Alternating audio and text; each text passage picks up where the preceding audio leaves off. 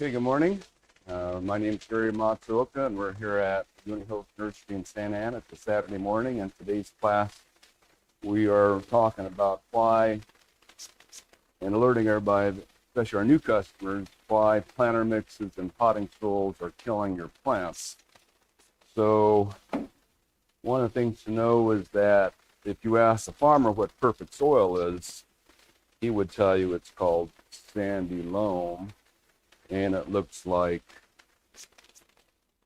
kind of a real light colored powder. That is sandy loam. So any farmer would love to have that on their farm. But the stuff that we're being sold to grow plants in looks like this. And there's no reason to believe that these are similar materials, and they're not. You can grow a plant forever in sandy loam. A plant will struggle and stay alive for maybe 3 to 5 months in that. So what is it that soil provides for plants?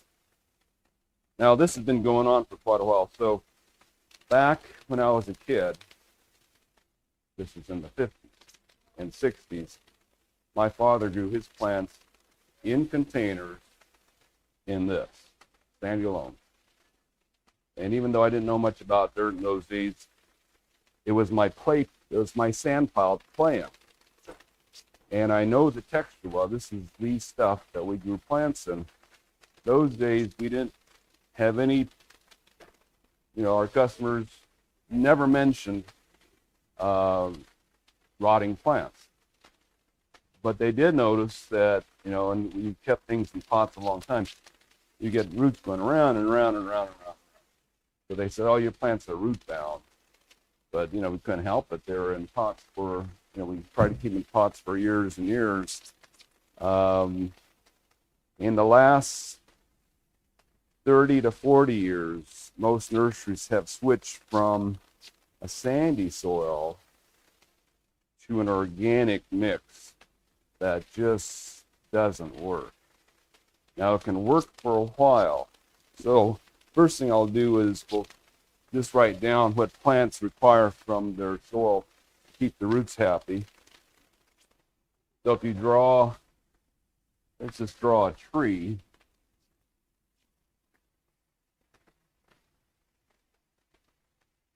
The branches going up in the air. Now, what we know nowadays, we didn't know 50 years ago, is that plant roots don't go down the ground very deep. So when I was in junior high school, they used to grow roots on trees that were a mirror image of the top of the tree. That's what we were taught.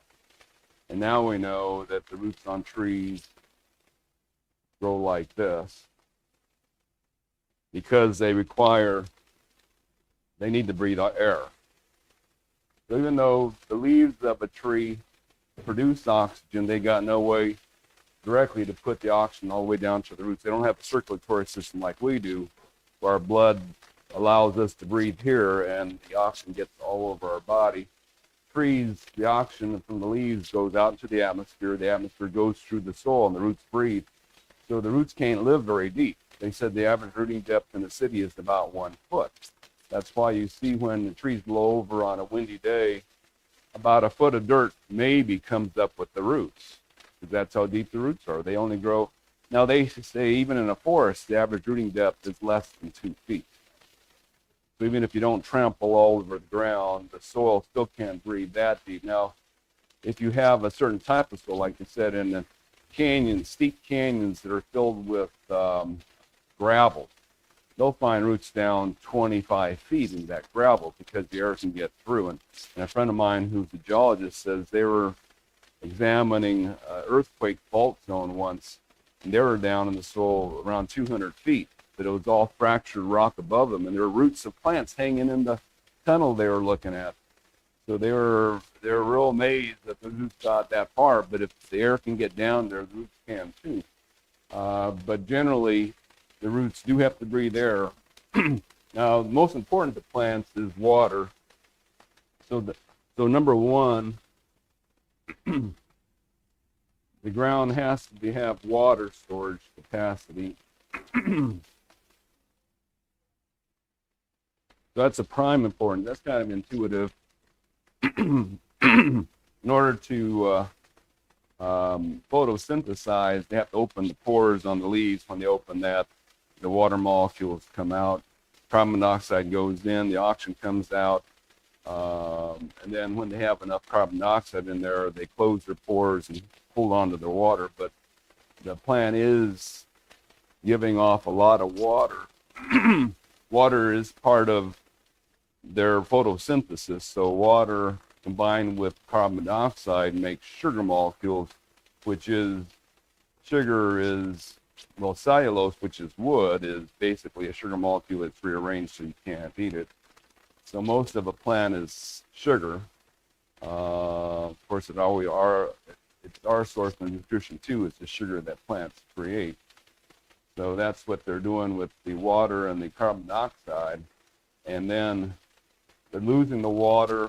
The roots have to replace that water. They lose a lot more water than they use to make sugar. So it's just, especially on the west coast here, our air is drier, so the water comes out of the leaves quite rapidly.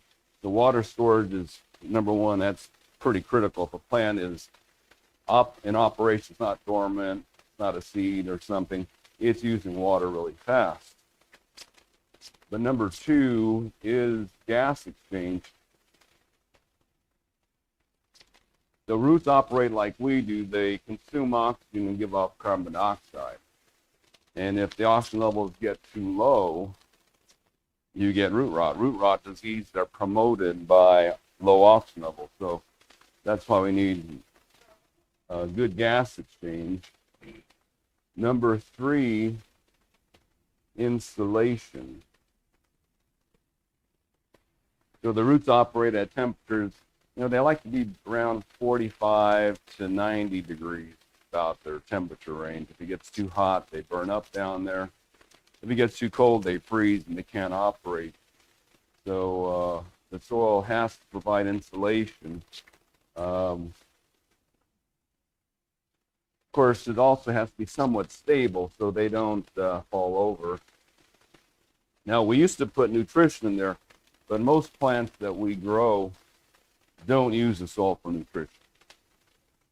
Very few plants that we grow need to mine the soil for nutrients because there's not a whole lot in here. Your soil looks like this. There's not much nutrition in it. So where does the nutrition come from? In nature, it's generally a pile of dead leaves on the surface. So this is, and it's average around the world, it's supposed to be 5 inches. And this is called the duff layer.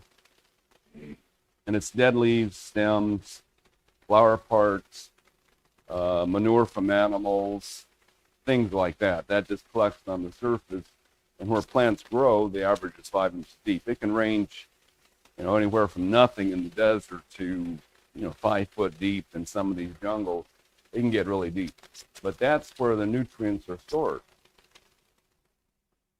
A dead leaf has everything a live leaf needs, and the plants mine it. Now, how do they do that? So the duff layer is the home of pill bugs, bacteria, earthworms. Now, just so you know, earthworms aren't native to North America, so you don't need earthworms in your garden. In fact, most of the soil experts nowadays say, don't put them there. They're not native here. They mess up the local ecosystem. So most earthworms are either from Europe or China. Anyway, so this is the home of fungi, bacteria, earthworms, pill bugs, everything that eats dead things lives here. And the way plants get their nutrients is they have a plant partner. It's a fungus called a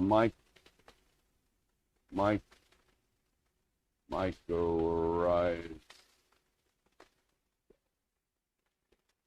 2 R's, mycorrhizal fungus that came on land when plants are joined up with plants. When plants first came to land eons ago, I don't know, what is that, a billion years ago?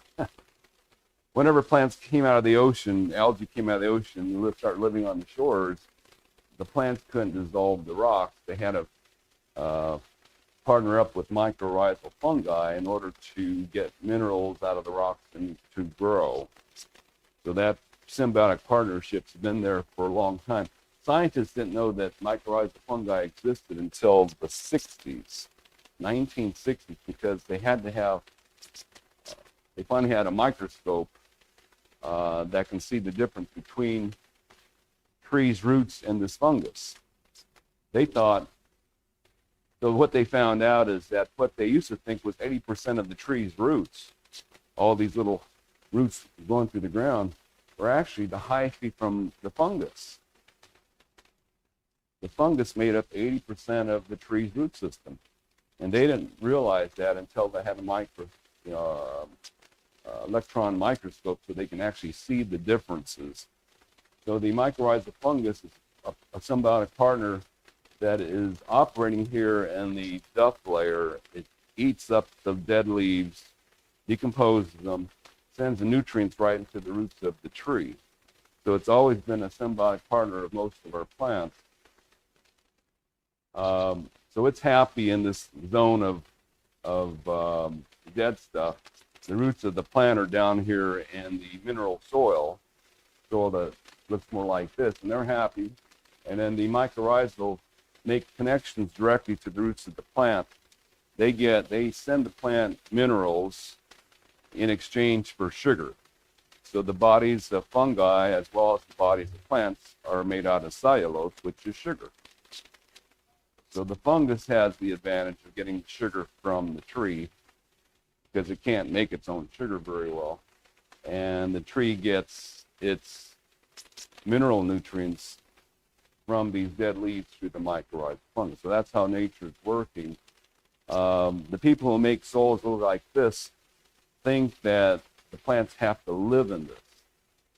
So they're essentially trying to tell you to grow plants in the duff layer. Of course, this is totally artificial anyway because ground up trees, nature doesn't grind up trees. No, that's totally artificial. We want to see dead leaves, not ground up trees on the ground. You know, if a tree dies, the trunk just slowly, the termites eat it, beetles eat it. It slowly is broken down, maybe over centuries, by fungi, bacteria, insects, all that stuff. It doesn't suddenly grind itself into a million pieces, and plants don't really want to grow in this. This material, to us, is how you would grow mushrooms. I mean, all mushroom farmers, they use ground up trees to grow mushrooms and not plants. It's like the worst thing you could ever think of to grow plants and just ground up dead tree. Because that's the home of mushrooms. But for some reason, our industry hasn't gotten that. They still think that ground up trees. So I'm looking at the ingredients on these, like here's the planter mix. Now it does say mulch, so if you use it as a mulch, it's fine. But as a planter mix in the ground with the roots, the number one ingredient is recycled forest products. Well, what that means is any kind of thing that the sawmill got, they get whole tree logs. Whatever they can't sell as lumber is recycled forest products. So that would be the bark off the tree, some of the extra wood pieces that they can't make into the right shape. That's recycled forest products. And then they say aged arbor fines. Well, that's the same thing. And then manure, and feather milk. So this is really good stuff, or fairly good. I mean, again, ground up wood and ground up bark aren't really a part of this, but it's more resembles duff than it does soil. So they're telling you to put this in the ground. Here's another company's planter mix. And it's aged redwood. Now, this isn't the worst one I've ever seen. because redwood decomposes really slowly. It's almost like having something inert in the ground. So as far as a planter mix goes, this is better. Of course, on this company, they didn't say what kind of recycled forest product was. It could be redwood in there too. But this company does mention redwood sawdust or aged redwood as their main material in the product. So to us, that's not going to kill things really badly unless you use too much. Then here's a product that says potting mix for raised garden beds. And it's, again, recycled forest products, cocoa coir, which is the husk of a coconut. And then it's got a little bit of perlite in it, which is fine. Perlite is similar to soil. And then it's got fertilizer in it. But again, the main product is ground up dead trees. So we don't expect this to perform that well either. We've seen this in operation. And the one thing it can grow is tomatoes. So now that you know the oxygen to the roots is one of the limiting factors. And what I've done here is the plants on this side of the table we know have a lower requirement of oxygen soil than the ones on this side of the table.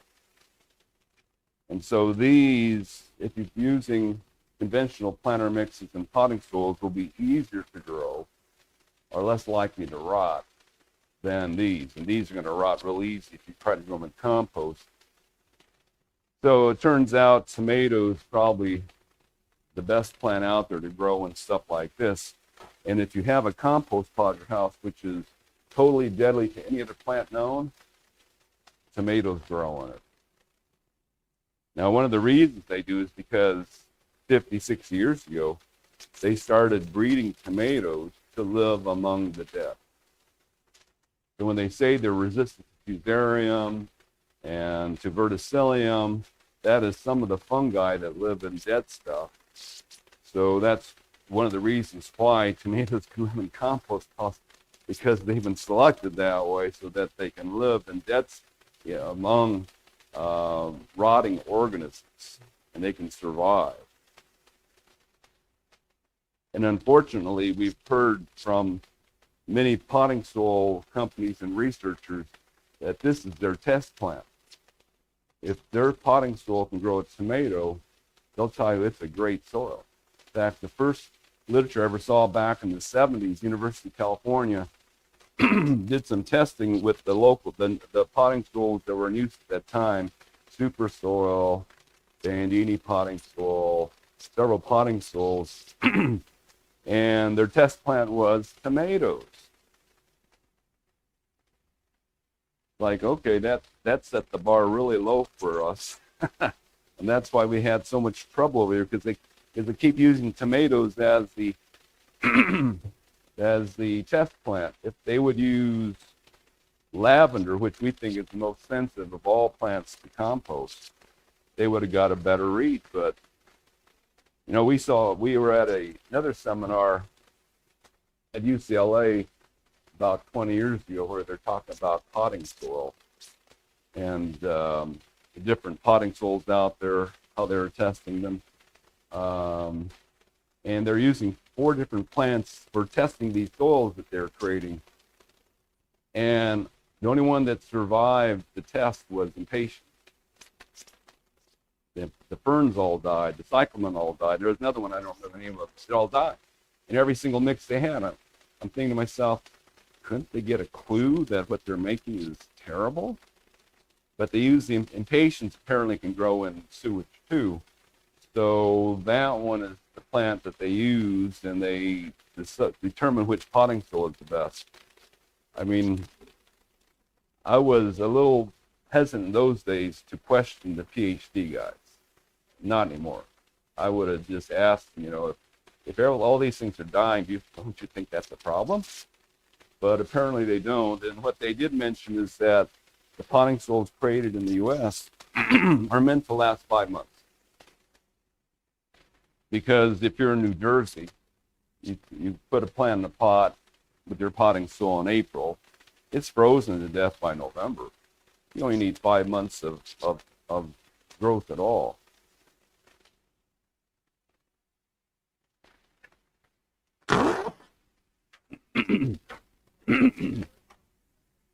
Pardon? Not cheaper. Soil is, this is the cheapest stuff you can buy, but the, okay. So one of the, look, first let's tell you how soil works. You know what the situation is. The real dirt, sand, silt, and clay, there's 3 particles in it. The sand and the silt create airflow, and the clay is more moisture retention. So any particle, let's make bigger but relative sizes. So sand, relatively round particles that are, say, that big. Silt are just pieces that break off the sand that are a lot smaller. But clay is a different structure. Clay are flat flakes.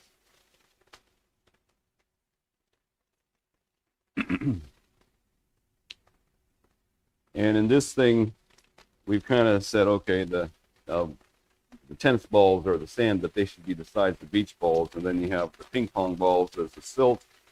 And then you have the lentil seeds as the clay. It should be like confetti in there for clay. But all soil particles, and I should have drawn them a different color, but all soil particles have a positive charge. And now, just so you know, sand is just about pure quartz. Most sands. There are some different kinds of sand, but most of the sands, if you look underneath the magnifying glass or microscope, they're clear. They're quartz, which is silicon dioxide. So that's what quartz is. Silt is also quartz.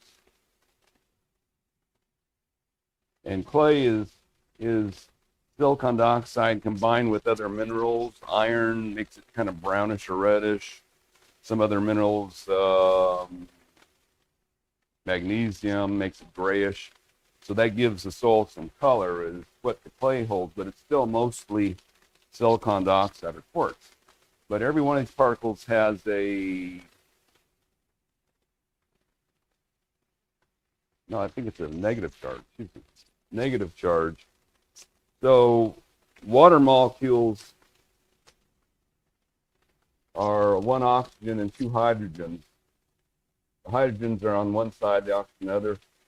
Water molecules are ionic because they've got positive charge on this side and a negative on this side, and these are all negative.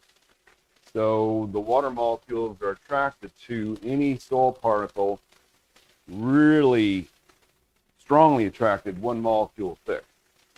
But there'll be a lot more than that around it. So each one of these particles, when you water it, the water sticks to it real hard and several layers deep. Of course, the last layers aren't sticking quite as hard. They're farther from the particle.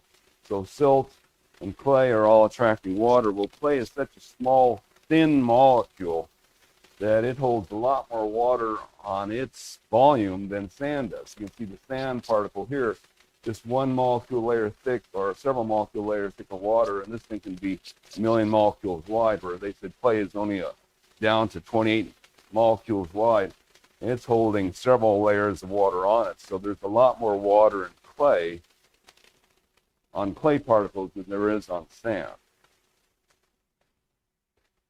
So if you had a foot-high column of sand, they said you drip water on it, on the surface, it would take about a 1/2 inch of water to coat all the sand particles and then start dripping out the bottom. If this was clay for 1 foot deep, it would take over 2 inches of water to do the same thing. The clay will hold that much more water, 5 times as much water as sand does. So clay holds water better than the sand. So it's an important part of any soil is to have sand, silt, and clay. The spaces between the sand and silt create the airflow. So because sand and silt are roughly round, if you know geometry, I didn't really study geometry well, but we know that spheres in a container are 2/3 of the volume. 66% of the space of spheres is solid, and then the airspace around each one is 33% of the volume. So if you have just round objects, 33% of that space is airflow, and you get, so sandy soils breathe really well. So the space between the sand and the silt, 33% of the soil. So what they found out is if the clay becomes 33% of your soil's volume, there's no more airspace left. The clay has filled it all. So the airflow through clay soils, so it doesn't take much clay to make clay soil. You just make 33% clay in here, and all the big air spaces are gone. There's a lot of small air spaces, but there's a lot of friction involved with smaller spaces, so the airflow is very bad if there's too much clay in here. And again, it doesn't take much clay to mess it up. Maybe 35% clay, and you've got no big airspace left. You're holding a lot of water, but you got less air spaces. Now, for most plants, that's not a problem because the water that we have is full of oxygen. So the water districts, by law, have to make sure that the water coming out of our faucets is 5 to 7 parts per million.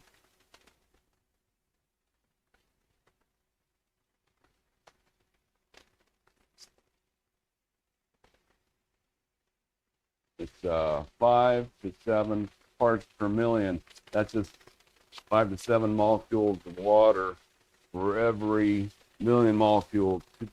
5 to 7 parts of oxygen, 5 to 7 oxygen molecules for every million water molecules. And that's what plant roots need to breathe. That's what fish need to breathe. Now, some plants need more than that. Orchids and ferns need a higher oxygen level. Some plants can get by with lower. So some of these, you go down to 2 parts per million, and they're okay with that.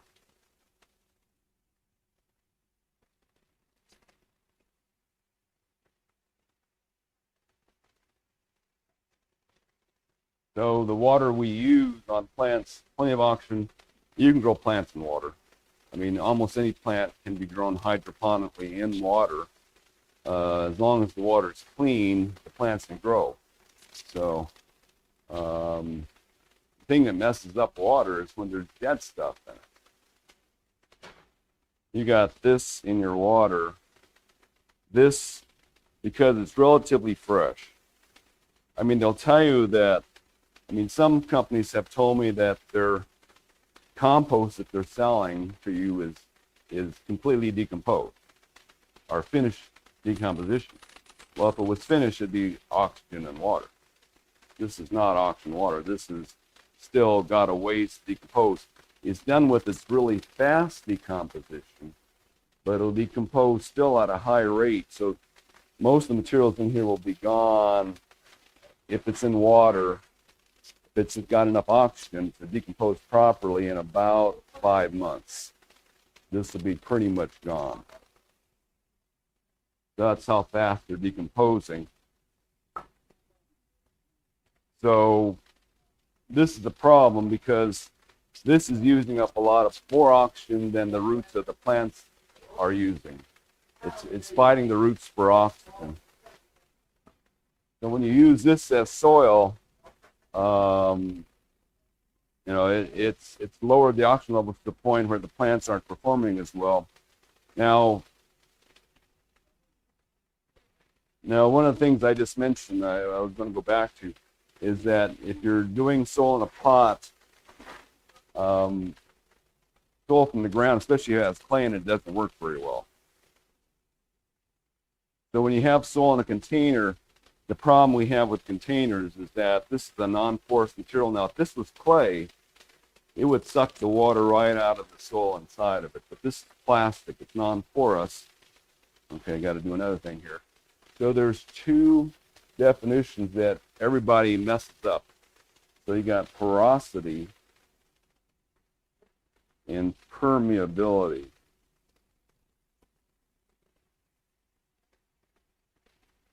So the porosity is the pore space.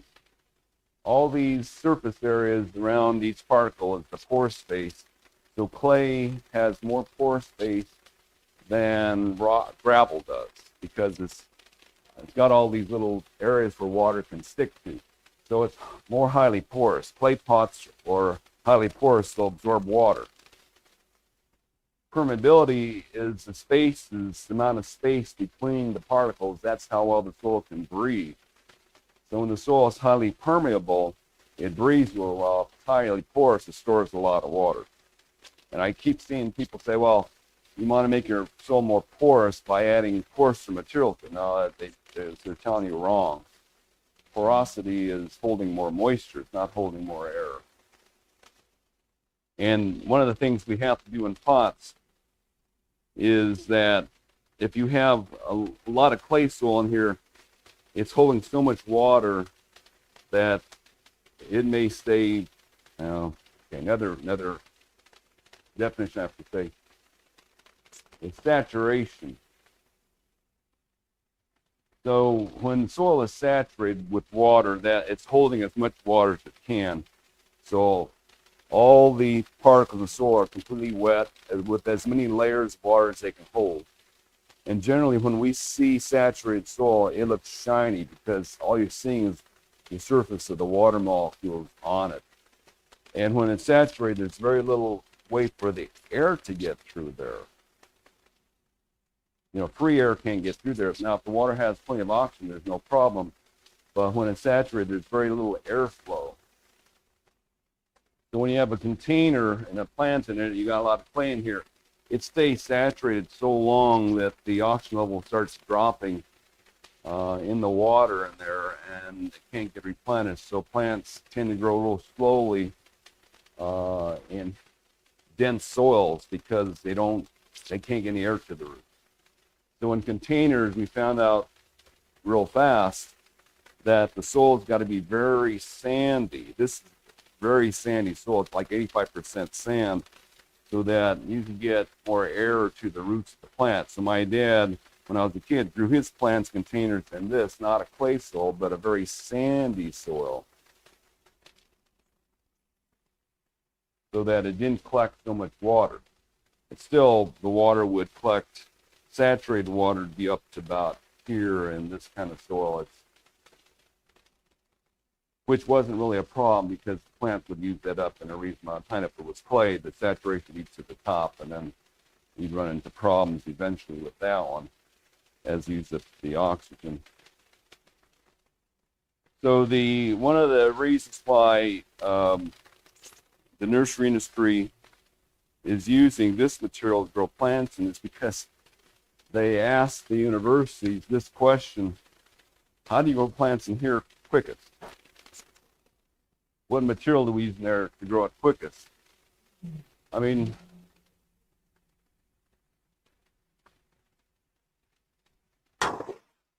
the answer was the solution they came up with is correct, but it has footnotes.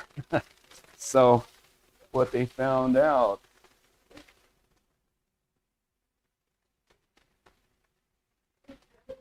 so let's say we have sandy loam versus compost. And we have the level of oxygen and the moisture retention of each material over time. So sandy loam, you can say it holds a certain amount of water, but it never changes because it's not changing. And the oxygen level in it isn't changing either because it's a permanent material. This stuff doesn't change. Well, what they found happened with compost is at the very start, the oxygen level is up here, and the moisture retention is down here.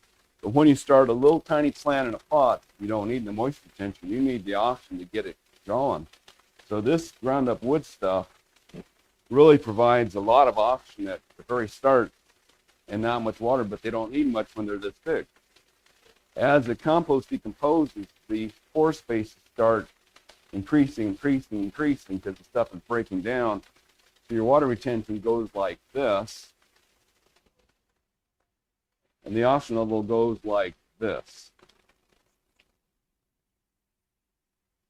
So during this time, the plant's growing faster than in here because the oxygen level's higher.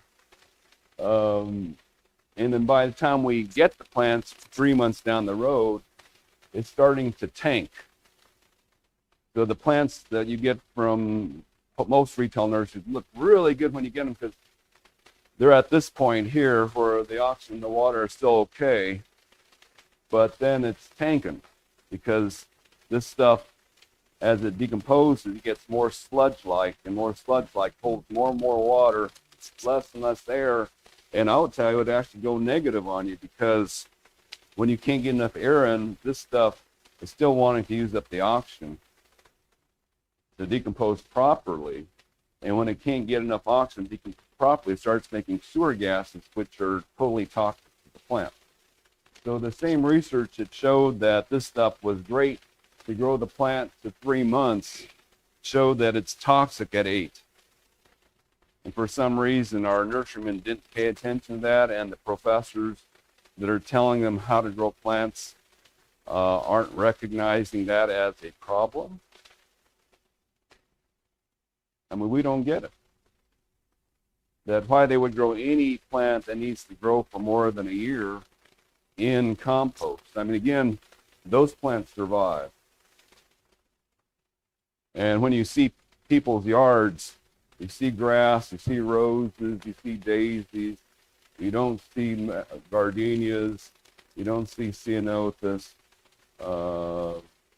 you don't see some of the native sages because they'll all just rot. Lavenders rot. I mean, the first time we encountered rotting on lavenders, we bought some little tiny lavender plants to start growing ourselves, and little pockets of bark that were this big killed them. Just that much bark at the base of the young lavender plants just wiped them out. Most of the suppliers we get baby lavender plants now none of them use bark. They just don't. They know that that's really bad to have bark around the plants. So it is safe around plants. So we've gotten literature in the past from Holland research done in Holland, Netherlands, because their whole economy is based on growing plants in greenhouses. I mean, they grow produce for all of Europe. They grow flowers. They grow herbs. They spend a lot of time in containers and greenhouses. So the Dutch government sponsored all this research. What do you use in containers? So some of the things they use are sand, pumice. So pumice rock is quartz that's got air holes in it, by volcanic action. Perlite is pop quartz. So man takes quartz molecule with some water molecules and just pops in an oven, so it's still quartz. Vermiculite is popped clay. So it can still work, although it does get really sludgy after a bit. And one of the newest things is pelletized clay. So here you got clay that holds water, but you fire it into pellets so it can breathe, which is real interesting. So the most expensive crops, the most valuable crops in the world use the best potting soil out there. So if you go to a good marijuana farm, this is their soil. The most valuable crop has got to be grown in the best material to grow them in. Of course, they are in hot houses, so that the environment's a little controlled. This may not work in dry air, but it certainly works well in hot houses. They've also used rice hulls. the rice hulls are 90% silica. They just don't decompose. They studied them and they said, boy, these things don't burn, they don't decompose, boy, they're just about inert. The rice hulls are used, as is peat moss. Now, peat moss is a reed that died hundreds or even thousands of years ago. So it does decompose, but at a very slow rate and a known rate to the suppliers. They say, okay, you got about a year to grow your plants in peat moss, but most crops they grow are less than a year. So peat moss can work. Coconut core can work. So this is the husk of a coconut. It's fairly reliable, lasts about a year also before it gets too sludgy. Now, Holland is the nation that invented the system of modern moving that we all use now, pallets and forklifts. You stick stuff on a wooden pallet, take a forklift, move it.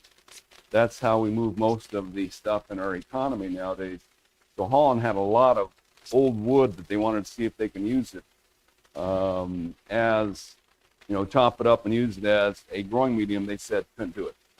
Ground up wood is not uniform enough to use as a growing medium because they can't tell the farmer how long it's going to last. They said pieces of wood, I should have brought a piece of wood over here, but they said pieces of wood, one part of the wood can decompose twice as fast as another part of the wood, because wood is not uniform as rice hulls or peat moss or coconut core. They're not very uniform, so when they're grinding up wood, they can't tell the farmer how long it's going to last because every batch is different.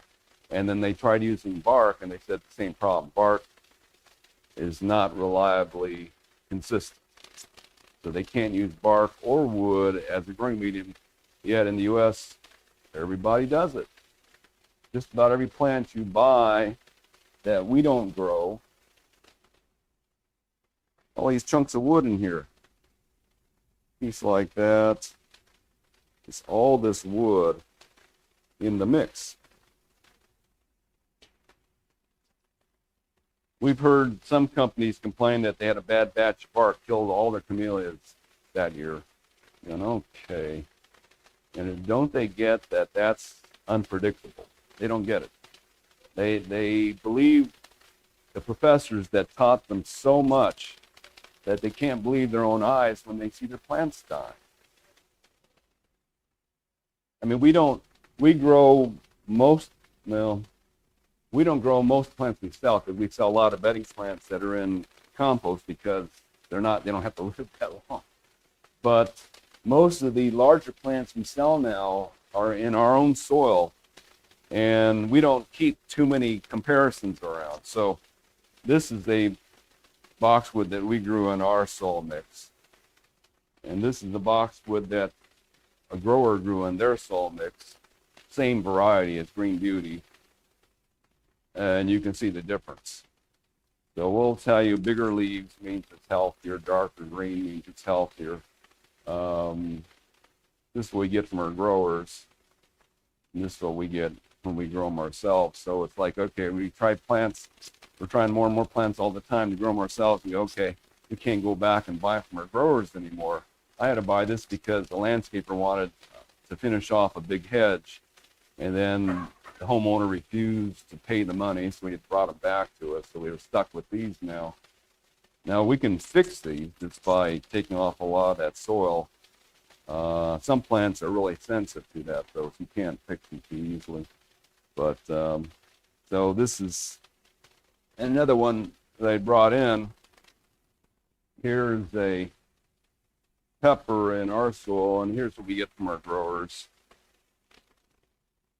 So these are compost type soils in here, and this is no compost. There's peat moss in it, but no compost.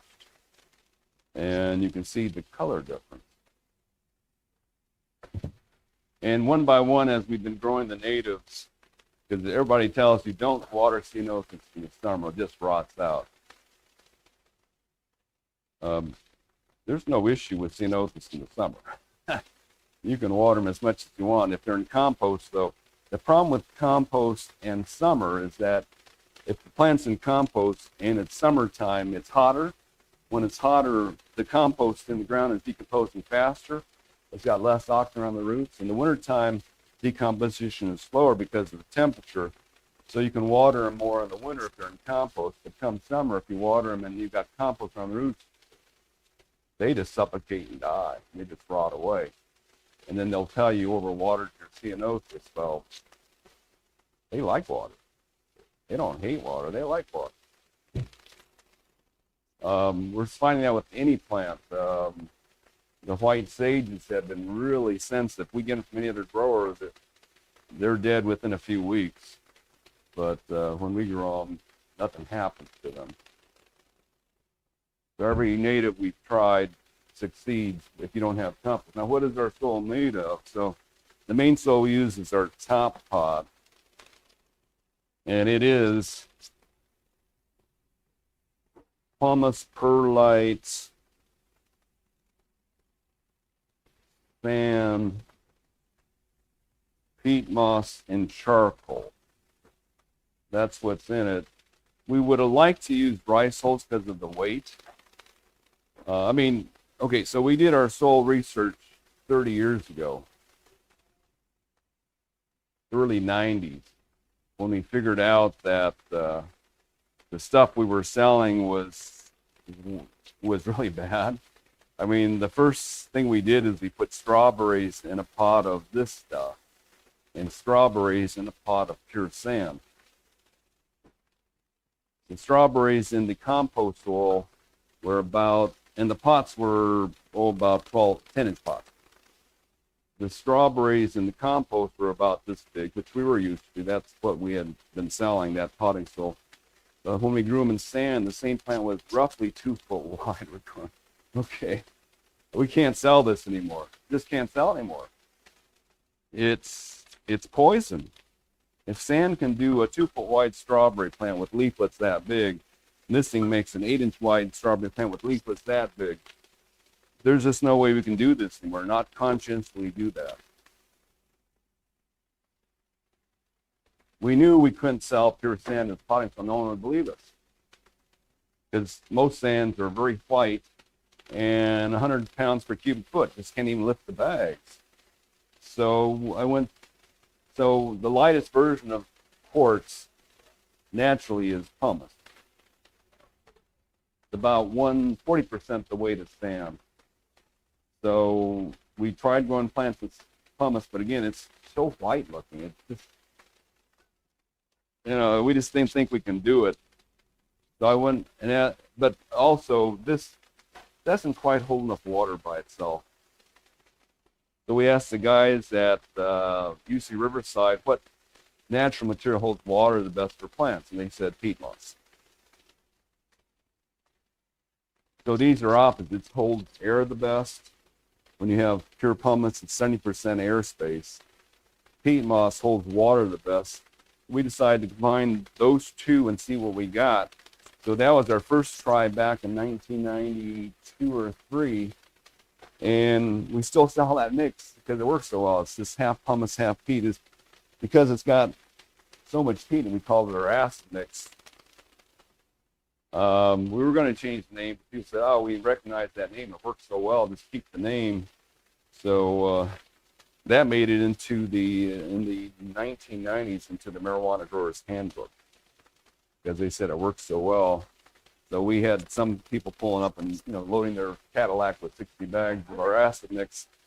So we knew what was going on, but that worked. But we noticed that over a year it shrank about 15%, because the peat moss is shrinking. Plus, peat moss is so light. If you got peat moss and you're watering it with a hose, it kind of blows off the surface if it's dry. So you're losing some volume that way.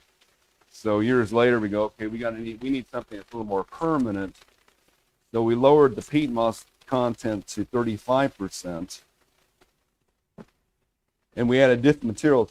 So we like to add different materials because each material has a different dry point. Let's put it this way. If you had nothing but peat, so peat is giving water off very easily till it's bone dry. That's one reason peat's so good. It stores water really well, but it'll let go of it really well too. So it can be wet, wet, wet, and then suddenly it's bone dry. It's all of a sudden the plant just wilts. So different materials had different points at which plants wilt. We wanted to add different kinds of materials to it so that we wouldn't get this sudden wilting of the plants. So that's why we put in all these 5 materials. The only one that decomposes at all is peat, but again, it's slow. So as wood products can decompose in 4 or 5 months, especially if they're ground up small, peat moss takes 5 years to decompose. So it's this. If you put peat moss in water, it doesn't stink. If you put compost in water, you wait a week, a pail of water, it smells like a sewer in there because the oxygen levels drop to very low in that water because of all this decomposition, and it's creating sewer gases which stink. So peat moss, and it's also so old, so there's no tannins in here. Like bark and cocoa core are fresh. These are freshly killed materials. Wood, it has a lot of tannins in it to prevent things from eating it, prevent rot. And these materials have a lot of tannins which color the water. So if you use conventional potting soil or even coconut core, you'll notice the water coming out the bottom of the pot is brown. Stains all your pavement. You put water in our stuff, we will tell you the water comes out cleaner than it goes in. So we put charcoal in it more than we needed to. So we have about 5% charcoal in here. Charcoal is the one thing that makes the rich black soils of the world both rich and black. National Geographic year 2000 had an article on soils, real extensive article. They said the rich black soils of the world are rich because of a charcoal content of 1 to 3%. It occurs when there's a sudden fireball that goes through the area. So around the volcanoes, there's always black soil because the volcano erupts. It's a plume of carbon dioxide, comes, superheated air, thousands of degrees, comes onto the forest next to it. They can't burn because there's no oxygen. They turn to charcoal. That's charcoal. Charcoal in the middle of a big block of wood forms because there's no oxygen there. When it's real hot campfire, it forms charcoal. So charcoal, it forms when wood's exposed to heat without oxygen. It's totally inert. Nothing eats charcoal. But charcoal holds on to minerals like a sponge. That's why you use charcoal in water filters, because it takes all the contaminants out. They all stick to the charcoal. So the rich black soils of the world are rich and black because of charcoal content. Yet to this day, we see people telling you, add compost to your soil so that it turns it rich and black. Well, if this makes it rich and black, it's because you created sewer gases, which are toxic to your roots. So you just killed your soil. So be careful. This is black, the rich black soil.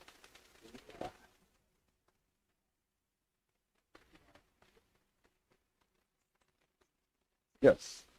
So I've been getting my orders out. So loam, when a soil is called loam, it means that it has significant amounts of both of sand, silt, and clay in it. And a sandy loam, which is what farmers want,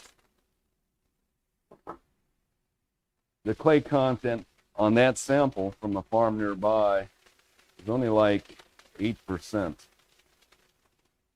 And it was probably about 85% sand. And so was that 10% silt. Might have been more silt, less sand, but only 8% clay. So that's really good soil. Clay soil is when you're above, say, 35% clay, then you got, so it doesn't take much clay to mess up the airflow into the soil. But clay holds more water. So what's interesting is I got a book somewhere back, I think someone might have taken it from me, but I had a book back on my bookshelf written in the year 1900 talking about farming in Orange County.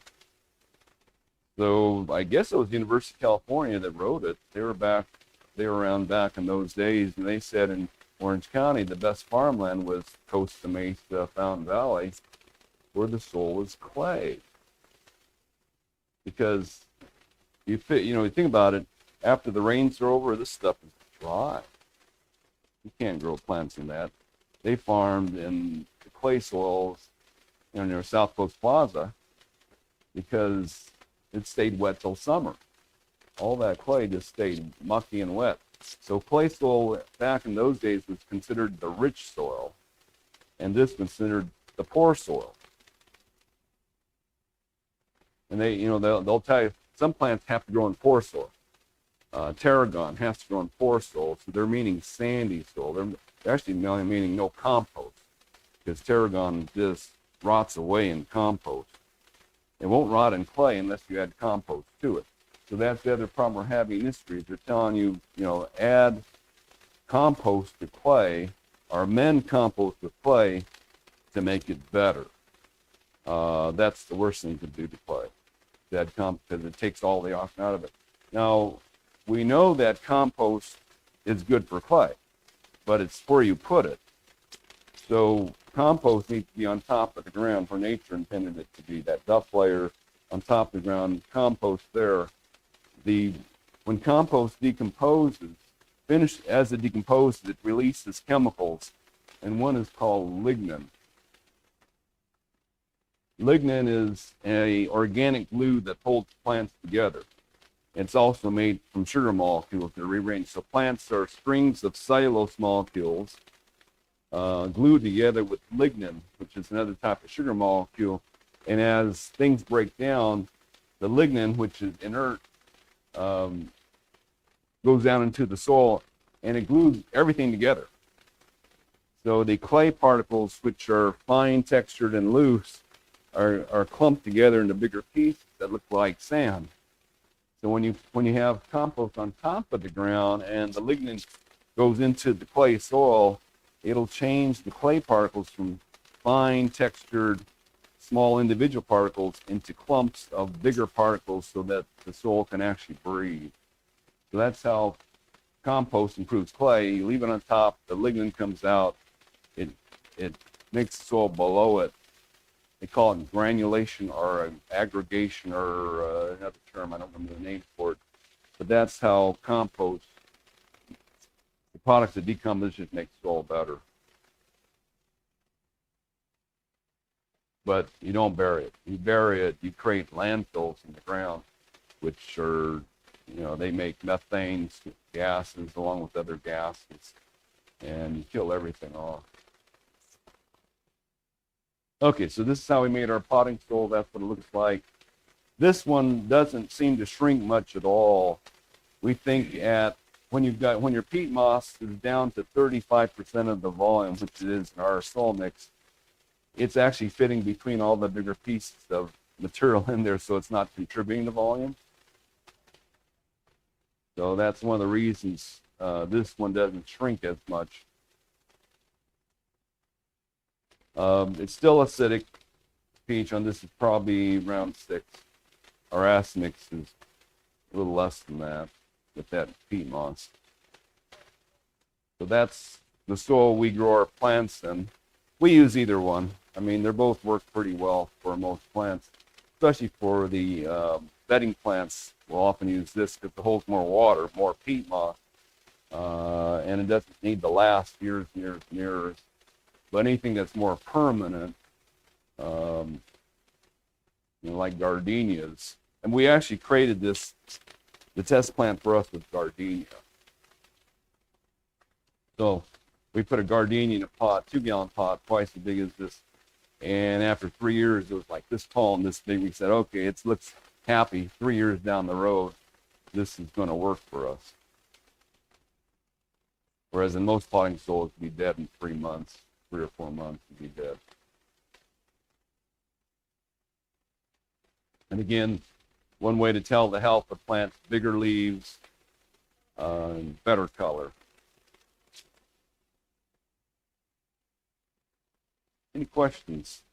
So next week we'll go over how to fix the bad plants that are in bad soil, how to install them in the ground properly, and a lot of the other stuff. Orchids growing, well, of course there's different orchids. So a lot of the orchids we like to grow on tree trunks. So they've got to be in something really loose. So in that case, a lot of times they're growing in bark because that's what they're growing, but then you got to change it because this stuff breaks down, whereas the bark of a tree, it keeps getting renewed. We know some orchid growers use pumice.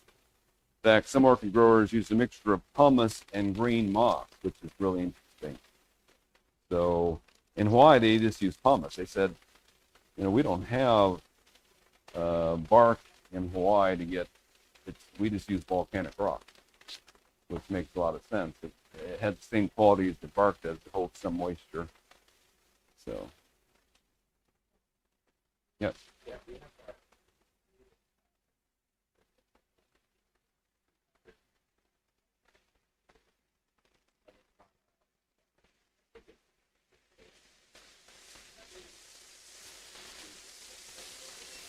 10 years? Okay. So you can be patient and wait. So when I was in high school, so the wood that they used in that root ball of the citrus eventually finishes decomposing. So the wood that they use, like, I know Durling Nursery uses fir bark pines. I think Laverne Nursery uses redwood sawdust. But usually all those finish decomposing within 10 years. Because when I was growing up, my parents, I was in high school, my parents would plant citrus and they had a clay yard. So they would stick them in the ground. And because even at those days, they were already using the bark in the soil in the 60s, late 60s, early 70s. I would watch they had lemons and oranges and grapefruits on the side of their house in the clay. And for the first 5 years, they were shrinking. They were losing leaves, losing branches, dying back to about half the size of when they planted them. And then they would just level off. And then by the 10th year, they were looking good and doing well. And I thought when I was growing up, citrus take a long time to get established and start growing. And I didn't know it was the soil that was causing that. But in the 80s, I bought my first house. I bought a citrus tree not from a retail supplier, but from an orchard supplier, and they planted their trees in this, in tall metal containers, so that they would drain better, taller and skinnier, and they drain better. So they grew them in that. I stuck that thing in the ground in my yard, which was normal soil. And the first year I had it, it grew 3 feet and had a crop. I'm going, okay, this is odd. The soil, then the plants were selling to our customers, there's something wrong with them. So I hooked up with a lot of the commercial orchard suppliers, and for 20 years, that's how we got our citrus from commercial orchard.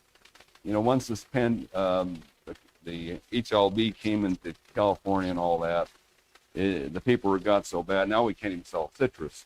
But it was getting so bad that what we had to do at the last part was just get the trees from Durling or Laverne and knock all the soil off and put them in our soil and then sell them. And then once we did that, they were no longer sensitive to the water, because the first job I had in my dad's nursery in the 70s was to keep the citrus green. Because if we watered them every day, the leaves would turn yellow by the 3rd or 4th day of doing that. But if we watered them every 2 days, the leaves would roll up and dry and drop off. I was in charge, so I was there almost every day. I'd have to check the trees twice a day to see right when they dried up. When they dry up, the air can get back in through this compost. So it was no longer saturated. When it looked dry on the top, it was no longer saturated. The air can then get in there and get those roots to breathe, but you had to water really good because it was bone dry. And you had to water really quick. So I'd have to go out there twice a day and check the citrus. See what was dry in the morning and what was dry in the afternoon. It was tough. I was always saying to myself, how could anybody grow these trees?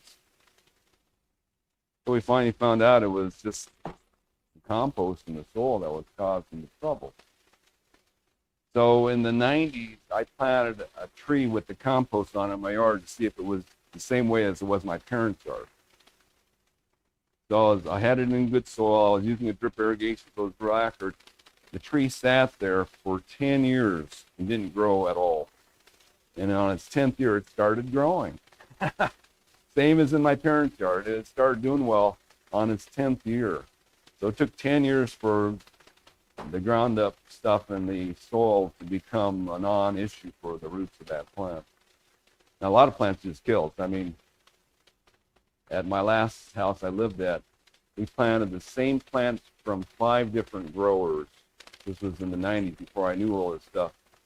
So the growers were Monrovia, Monterey Bay, El Medino, Hines, Suncrest, and one other one. And I won't say names, but the ones that start with the letter M died the quickest. I lost everything from those 2 growers within 5 years. Everything died. But the same plants from El Medino growers never died. The same plants from Suncrest never died. Suncrest used redwood. So redwood in those days just didn't decompose very fast. Nowadays, the growers do redwood different. So redwood in those days was coarser. It was old growth trees that didn't decompose very fast. The problem they had with the redwood plants and redwood is they dried out real fast because redwood didn't hold water very well. But they didn't rot. And El Medino did not use any compost at all. They just used peat moss and perlite. They went out of business. It wasn't because of cost. It's because the 2 brothers didn't get along. So what can you do? Family problems. The other nursery that used soil and redwood went out of business too. Their lease got rate too high, so they couldn't stay in business. But the companies that are using almost 100% ground up wood are in business, and we don't have, we have to watch what we buy from them. We buy plants like these. We change the soil on them immediately. So we still do, because they sell some real interesting plants that the other companies don't sell. I mean, we don't have any growers that we totally trust the soil on, because nobody uses soil like we do. There's one place in Escondido that might use no compost, just peat moss and perlite. I think that's, I can't remember the name of the one grower. They service a lot of the big box stores. Can't remember the name of it, but they know that compost is bad, but they still just use 80% peat moss, 20% perlite, which is not enough. 80% peat moss and 20% perlite still gets too sludgy after about a year and a half. You need more permanent material than 20% perlite. It works for them because they don't see their plants, and the wholesale growers lost touch with with the homeowners. That's the problem. Back when I was a kid, we grew the plants. We talked to the people who grew them in their yards. So we always got the feedback. But when the growers started going wholesale, so they sell to retailers, so the wholesalers no longer get the feedback from the homeowners on how bad their plants are operating, we're lost. Because they don't get the feedback because the retail stores don't grow plants, they don't know what's going on. And they just think everybody overwaters the plants, and plants rot in the ground. And they think the wholesalers know how to grow plants, and they don't. So the wholesalers don't get any feedback. I gave them feedback for years, but they wouldn't believe me because I don't have a PhD. So that's our industry. Any other questions? Okay. All right. We'll see you next week.